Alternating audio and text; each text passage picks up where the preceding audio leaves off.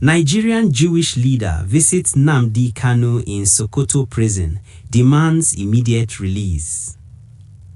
Yahweh Synagogue and founder of Eastern Judaism has paid a solidarity visit to detained indigenous people of Biafra leader Mazi Nnamdi Kanu at the Sokoto Correctional Facility. The visit, which took place on January 10, 2026, was described by Onuoha as a gesture of spiritual and moral support from Jewish communities in Nigeria's former eastern region, also known as Biafra land. Onuoha was accompanied by his wife and associates, whom he said represented Jewish congregations that faithfully observe the 10 Commandments. He said the visit underscored years of sustained prayers and sacrifices for Kanu's freedom. For over 5 years, we have remained steadfast in daily sacrifices and prayers to Elohim without interruption, Onuoha said in a statement made available to Sahara reporters, adding that the prison visit further demonstrated his commitment to what he described as the pursuit of justice and freedom. During the visit, Onuoha reaffirmed his belief in divine intervention for Kanu's release and urged the international community to scrutinize the legality of his continued detention. I call on the global community, legal experts, and human rights organizations to critically examine the legality of Mazi Nnamdi Kanu's continued detention and conviction. He argued that the case was based on a repealed law and questionable legal grounds. The Jewish leader rejected the designation of Mazi Nnamdi Kanu and IPOB as terrorists, insisting that the detained separatist leader had not committed any violent acts.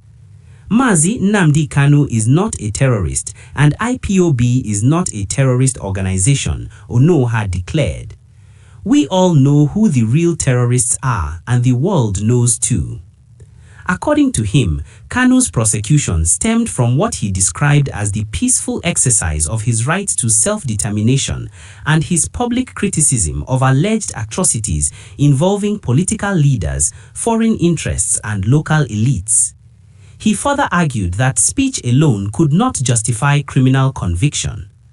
Verbal expressions or broadcasts without credible evidence of violent acts cannot lawfully justify the conviction or continued incarceration of an innocent man, Onuoha has said, calling for Kanu's immediate and unconditional release in the interest of justice and the rule of law. Onuoha also used the occasion to commend United States President Donald Trump for what he described as efforts by his administration to protect Christians in Nigeria. He appealed for broader international intervention to address the plight of Biafrans.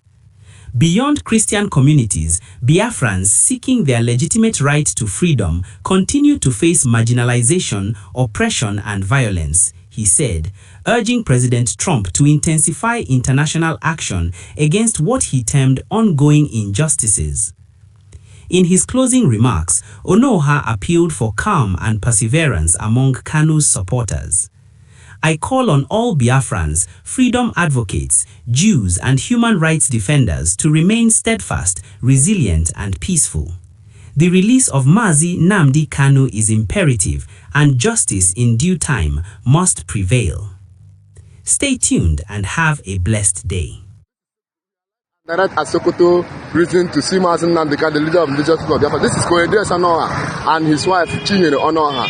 Today stand in the gap to pay a solidarity to Mazi Nnamdi Kanu. You can see this is Sokoto prison. Yeah, you can see it. So today is the 10th of January 2026. So we are here live and direct at Sokoto precisely. This is Mazi Nnamdi reporting live for Ultimate Viewers. By the end. Okay.